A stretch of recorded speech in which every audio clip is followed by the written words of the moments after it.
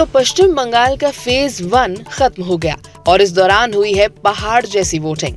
पश्चिम Bengal assembly elections में historically high voter turnout देखने को मिलता रहा है, लेकिन 2026 के फेज 1 में तकरीबन 92.88% वोटिंग ने एक नया बेंचमार्क सेट कर दिया है। यह आंकड़ा सिर्फ पार्टिसिपेशन नहीं बल्कि कई गहरे राजनीतिक और प्रशासनिक संकेत भी देता है। सबसे पहले तुलना करें तो 2021 के असेंबली इलेक्शंस जो कोविड पैंडेमिक और टीएमसी बनाम बीजेपी के हाईली पोलराइज्ड मुकाबले के बीच हुए थे, उनमें टर्नआउट 82.30% रहा था। तब भी 7 करोड़ 34 लाख वोटर्स में से लगभग 5 करोड़ 99 लाख लोगों ने वोट डाला था और टीएमसी ने 294 में से 213 सीट जीतकर सत्ता बरकरार रखी थी।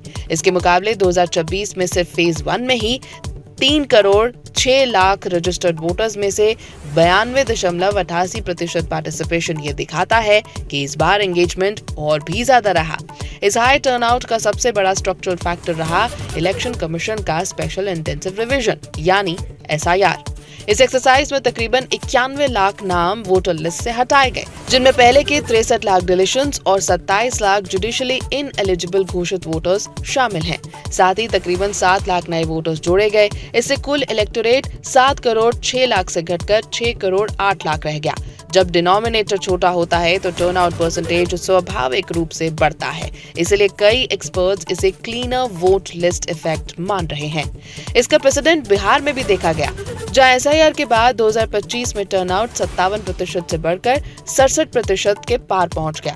यानी हायर टर्नआउट हमेशा सिर्फ एंथुसियाज्म नहीं बल्कि लिस्ट प्यूरिफिकेशन का भी परिणाम हो सकता है। लेकिन सिर्फ SIR वजह नहीं है, ग्राउंड पर फियर फैक्टर और मोबिलाइजेशन भी बड़ा रोल निभा रही है। कई माइग्रेंट वोटर्स जो दिल्ली, मुंबई, बेंगलुरु और सूरत जैसे शहरों में काम करते हैं, खास तौर पर वोट डालने के लिए बंगाल पहुंचे।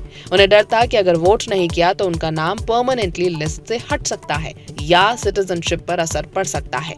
ये नैरेटिव पॉलिटिकल कैंपेन्स में भी उभरा।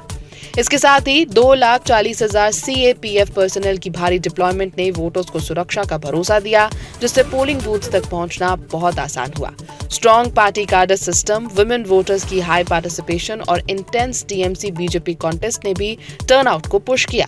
बड़ा सवाल, क्या हाई टर्नआउट किसी एक पार्टी को फायदा देता है? कन्वेंशनल विजडम कहता है कि ज्यादा वोटिंग एंटी इनकम्बेंसी दिखाती है, जैसा कि 2011 में हुआ। लेकिन हाल के ट्रेंड्स बताते हैं कि हाई टर्नआउट इनकम्बेंट को भी फायदा दे सकता है। इसलिए ये कहना जल्दबाजी होगा कि 92% टर्नआउट TMC या BJP में से किसी एक के पक्ष में जाएगा। यानी कि ये टर्नआउट दो चीजें साफ करता है। एक, बंगाल में लोकतांत्रिक पार्टिसिपेशन बेहद मजबूत है और दूसरा, SIR, सिक्योरिटी और पॉलिटिकल मोबिलाइजेशन तीनों ने मिलकर इस रिकॉर्ड टर्नआउट को शेप किया है। लेकिन फाइनल पॉलिटिकल वर्डिक्ट क्या होगा, सिर्फ 4 मई को ही पता चलेगा।